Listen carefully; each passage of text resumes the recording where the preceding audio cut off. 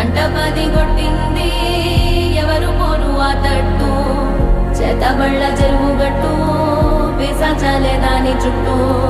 తలచుకుంటే ఆ చోటు వెన్నులో నవుడుకు పుట్టు